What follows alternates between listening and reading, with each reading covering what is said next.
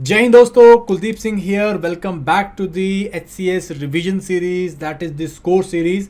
और इस score series में हम लोग अगले 2 महीने में आपका जो है मैक्सिमम रिवीजन करवाने की कोशिश कर रहे हैं। आपको एक ब्रॉड थीम, एक आइडिया, एक पर्सपेक्टिव देने की कोशिश कर रहे हैं, जहाँ पे कि आप अपने मेंस के स्कोर को, HCS के मेंस के स्कोर को जो है थोड़ा सा इंक्रीज कर सकते हैं।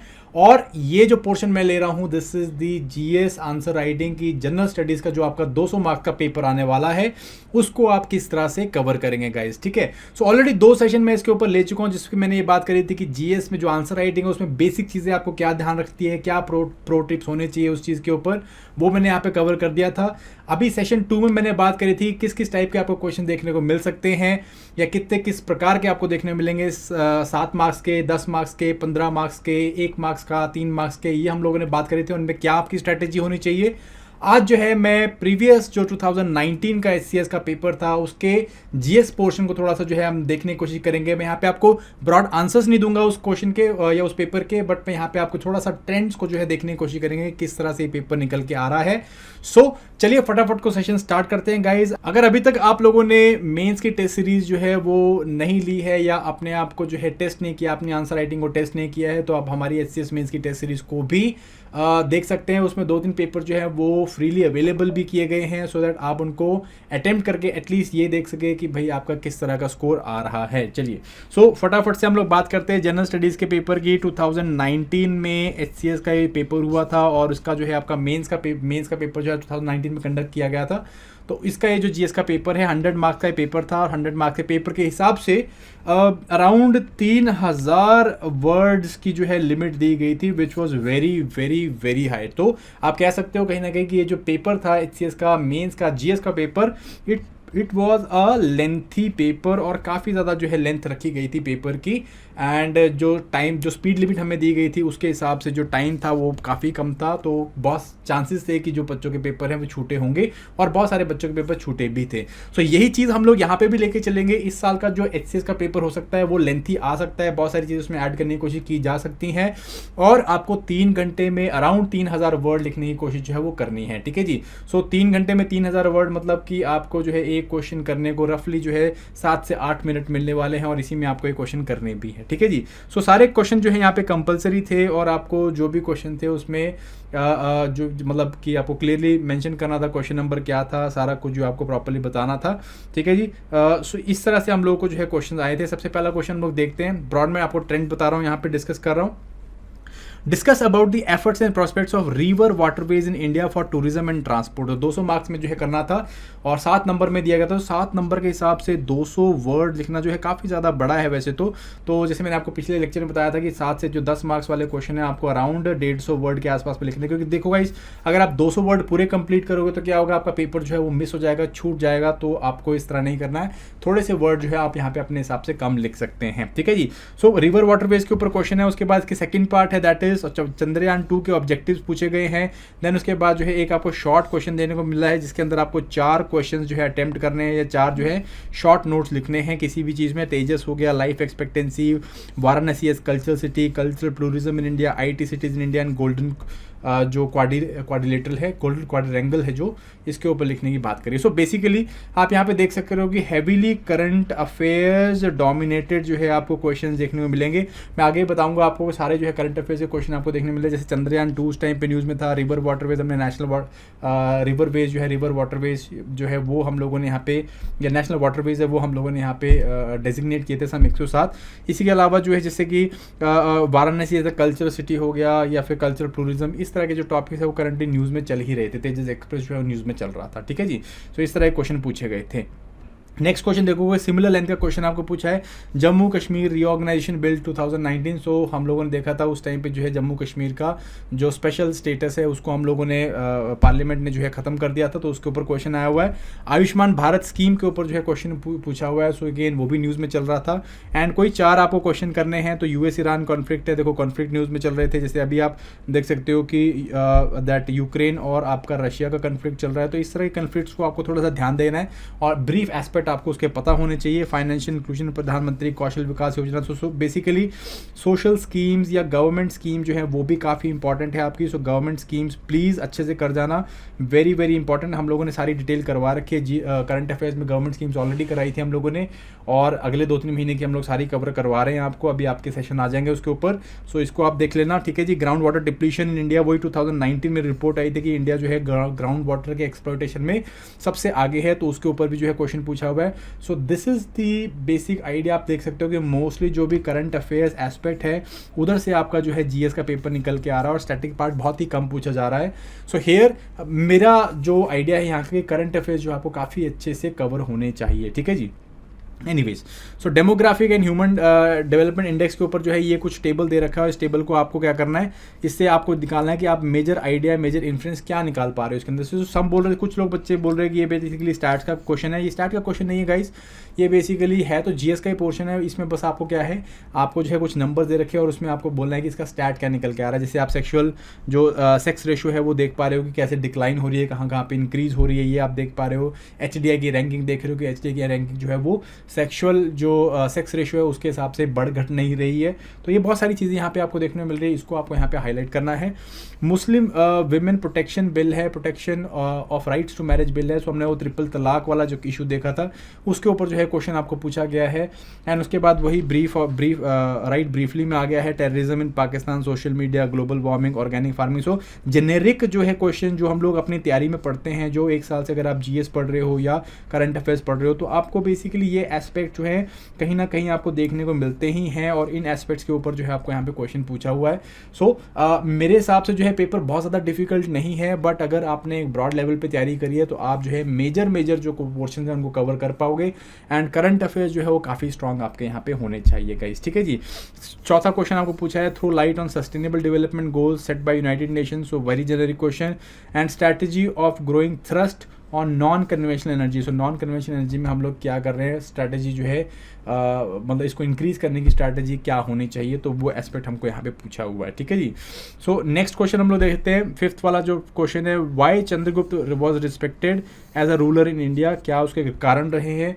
Level of ease of doing business किस तरह से इंप्रूव किया है इंडिया में रिसेंटली, और फिर वही जो है आपको 4 क्वेश्चन जो है देखने हैं शॉर्ट उसमें से, ठीक है जी। सो हिस्ट्री का भी हमको एस्पेक्ट देखने को मिल रहा है, बट हिस्ट्री का एस्पेक्ट बहुत ज़्यादा डिफ्यूज्ड है। सो ऑलरेडी जो आपने प्री में तैयारी कर रखी है, आई थिंक वो मोर देन सफिशिएंट होने वाली है, और यहाँ पे जो है आपको कुछ स्पेशल नहीं पढ़ने की ज़रूरत है कि भाई स्पेशल यहाँ से निकल के आ रहा है, बट आपको यहाँ से मोर देन सफिशिएंट है, ठीक है जी। सो ये देखो, ये वाले जो शॉर्ट क्वेश्चन है ये आपको किस में आया है, ये आपको पर्सनैलिटीज़ में पूछा हुआ है, पर्सनैलिटीज़ जो है वो पूछी हुई है। So Aurangzeb, Kabir, doctor APJ Abdul Kalam हो गए, Subhash Chandra Bose, Maharana Pratap. So mostly historic या कंटेम्प्रेरी हिस्टोरिक जो आपकी पर्सनैलिटीज़ हैं उनको पूछा हुआ है। सो अगेन ये जो है बहुत ज़्यादा ऐसे नहीं है कि जो आपने कभी पढ़े ना हो, और आपने अगर ढंग से तैयारी करी हुई है तो मेरे हिसाब से ये ना कहीं सुने होंगे, और इनके ऊपर 50 वर्ड लिखना जो है वो ज़्यादा डिफिकल्ट नहीं होना चाहिए मेरे हिसाब से। सो नेक्स्ट क्वेश्चन को देख लेते हैं हम लोग। क्वेश्चन नंबर 6 है कि वाइल डिस्कसिंग इंडियन डायस्पोरा और in different countries underline their role in India's development, जो इंडिया के डेवलपमेंट में इनका क्या रोल है, ये क्वेश्चन पूछा हुआ है। फिर ब्रीफली जो है कल्चरल एस्पेक्ट्स के ऊपर क्वेश्चन पूछा हुआ है, सारे के सारे जो है क्या है, बेसिकली फेस्टिवल्स हैं, फेस्टिवल्स के ऊपर जो है आपको क्वेश्चन देखने को मिला है। तो ये फेस्टिवल जो है अगेन वेरी वेरी डिफिकल्ट कि आप इनको याद कर पाएंगे। सो जो भी आते होंगे वो हम लोग कर लेंगे, सिर्फ जो है हमें क्या करना है, हम लोग को ओवरऑल जो है इसमें 5 ये सारे 5 जो है हम लोग को करने हैं यहाँ पे, ठीक है जी। 1-1 मार्क का यहाँ पे क्वेश्चन है। देन सॉफ्टवेयर से which of the following software right the use of following software, so again very very difficult. कुंडली का आपको फिर थोड़ा पता होगा, बट आर का जो है it is very difficult to know कि भाई इन सॉफ्टवेयर का क्या महत्व है। सो इस तरह क्वेश्चन है, ज़रूरी नहीं है कि आपको सारे क्वेश्चन ही करने हैं, जो क्वेश्चन नहीं आते वो हम लोग छोड़ भी सकते हैं, बट आप ओवरऑल देख सकते हो कि किस तरह का हमको आइडिया देखने को मिल रहा है। डायस्पोरा के ऊपर आपको यहाँ पे क्वेश्चन आया है बड़े वाला, ठीक है जी। देन इसका एक 4th पार्ट है कि एनी 4 करने हैं, तो उसमें आप देखो कि फिर वही बात, इसरो के ऊपर क्वेश्चन पूछा हुआ है, रिवर गंगा, हड़प्पन सिविलाइजेशन, सूफी मूवमेंट, लता मंगेशकर, मीन्स बहुत ही ब्रॉड स्पेक्ट्रम में आप देखोगे कि साइंस एंड टेक्नोलॉजी से लेके आपको जो है पर्सनैलिटीज़ तक जो है पूछी हुई है, करंट पर्सनैलिटीज़ है उनको भी पूछा हुआ है। तो डिफ़िकल्ट है, कि आप जो है हर एक को लिख पाएँ, बट ओवरऑल अगर आप देखोगे तो इनमें से 3 या 4 जो है आपको पता ही होंगे, क्योंकि हमने 1 साल जीएस में जो है यहाँ पे तैयारी करी हुई है। तो मतलब हम लोग 40 वर्ड्स जो उसके ऊपर लिख ही पाएंगे। देखो इसरो हर साल न्यूज़ में चलता है, अभी भी जो आपका स्मॉल सैटेलाइट लॉन्च व्हीकल है उसके करके न्यूज़ में चल रहा है, ठीक है जी। रिवर गंगा है, न्यूज़ में चलती रहती है because of pollution. Harappan civilisation, तो एवरग्रीन टॉपिक्स हैं। सूफी मूवमेंट, लता मंगेशकर, ये जो है अगेन थोड़ा सा करंट रेलेवेंस नहीं रखते हैं, तो फिर भी जो है आपको क्वेश्चन में देखने को मिल रहे हैं। तो लाइक ये अपने सूफी मूवमेंट वैसे भी हम लोग हिस्ट्री में पढ़ते ही हैं, एंड लता मंगेशकर के बारे में कौन नहीं जानता। तो ऐसा नहीं है कि मतलब बहुत ज़्यादा डिफिकल्ट एरिया से पूछा हुआ है कोई पेपर, ईजी एरिया से पूछा हुआ है, और आपको इसमें ऑप्शन भी दे रखे कि 4 ही करने हैं, ठीक है जी। While discussing shortcomings of higher education in India, elaborate upon its opportunities of growth। तो अगेन जेनरिक क्वेश्चन है, अगर हम एजुकेशन को पढ़ते हैं तो एजुकेशन में ये जो है इस तरह से जनरल एस्पेक्ट आपको देखने को मिल जाता है, तो बहुत इजीली कर सकते हो। हम लोग इसके ऊपर ऐसे भी तैयार करते ही हैं हायर एजुकेशन या एजुकेशन के ऊपर, तो इजी क्वेश्चन है, आराम से 200 वर्ड लिखे जा सकते हैं। फिर एनी 3 के ऊपर आ गए हम लोग, तो ये भी बेसिकली एजुकेशन का आपको थोड़ा बहुत लिंक देखने को मिल रहा है। नीति आयोग हो गया, National Medical Commission, women education, mid day meal, distance education, इनमें से जो है आपको 3 करने हैं ना। सो बेसिकली यहाँ पे अगर मैं बात करूँ कुछ एस्पेक्ट की, जैसे कि क्या आपको पेपर में स्ट्रक्चर दिख रहा है, तो स्ट्रक्चर बेसिकली जो है क्या है, बहुत ही वेग स्ट्रक्चर आपको देखने को मिल रहा है। आपको एक बड़ा क्वेश्चन लाइक 7 मार्क्स का यहाँ पे दिख रहा है, तो हम यहाँ पे एक्सपेक्ट करें क्योंकि अब डबल हो गया है, तो अराउंड 10 से 15 मार्क्स का यहाँ पे हो सकता है क्वेश्चन। फिर आपको जो है छोटे क्वेश्चन देखने मिल रहे हैं 4 मार्क्स के, जो कि आप जो है 7 मार्क्स तक के हो सकते हैं। और आपको इस तरह से जो है 1 लाइनर क्वेश्चन या 1 वर्ड क्वेश्चन देखने को मिल रहे हैं, जो कि इट इज़ वेरी ईजी। अगर आपने करंट अफेयर्स थोड़ा पूरे साल ढंग से पढ़े हुए हैं तो आप जो है इनको काफ़ी इजीली कर पाओगे। लेकिन कुछ है एरियाज़ नहीं कर पाओगे, बट अगेन ओवरऑल जो है अगर आप देखोगे 50-60% जो है इजीली डूएबल हैं, ठीक है जी। इसके अलावा क्या एरियाज जो हैं वो फोकस करने वाले हैं, अगेन फोकस करने वाले एरियाज यहाँ पे आप देख सकते हो कि फोकस करने वाले एरियाज जो है वो आपके करंट अफेयर्स है, वो कि बहुत ही डोमिनेंट रोल प्ले कर रहे हैं। 65% जितना ही पेपर निकल रहा है करंट अफेयर से निकल रहा है, और ऐसा भी नहीं कि बहुत डिटेल में करंट अफेयर्स पढ़ने की जरूरत है। आप जो है जो जनरल इश्यूज़ हैं जो भी पूरे साल चले हैं वो इश्यूज़ को ऊपर सीधा क्वेश्चन पूछे हुए हैं, ज़्यादा कुछ घुमा फिरा के नहीं पूछा। और जो आपके टिपिकल क्वेश्चन जैसे आपको 1 लाइनर क्वेश्चन है, 1 वर्ड क्वेश्चन है, वो तो आप सिंपली जो है किसी भी टिटबिट मैगजीन से पढ़ के कर सकते हो, ठीक है जी। तो ओवरऑल करंट अफेयर्स आपको देखने मिल रहा है। आपको जनरल स्टैटिक्स जीएस जो है वो बहुत ज़्यादा देखने को नहीं मिल रहा है, जैसे कि पॉलिटी जो है वो मिसिंग है, थोड़ा बहुत इकोनॉमी पूछा हुआ है, थोड़ा बहुत इन्वायरमेंट के क्वेश्चंस आपको देखने को मिल रहे हैं। ज्योग्राफी जो है ओवरऑल आपको यहाँ पे मिसिंग देखने को मिल रहा है, ठीक है जी। साइंस एंड टेक्नोलॉजी के ऊपर जो है काफ़ी क्वेश्चंस पूछे हुए हैं, ठीक है। तो इस तरह के जो एरियाज़ है वो ज़्यादा हाईलाइट होकर आ रहे हैं रेदर देन कन्वेंशनल एरियाज, ठीक है। अभी हम लोग बात करते हैं कि भाई इस बारी के जो है आपको पेपर पे क्या ध्यान रख के चलना है। तो पहली चीज़ जो मुझे लग रही है कि इस साल के पेपर में आपको देखने को मिलेगी वो है कि लेंथ, पेपर का लेंथ जो है वो मेरे हिसाब से उतना ही रहने वाला जितना पिछली बारी था।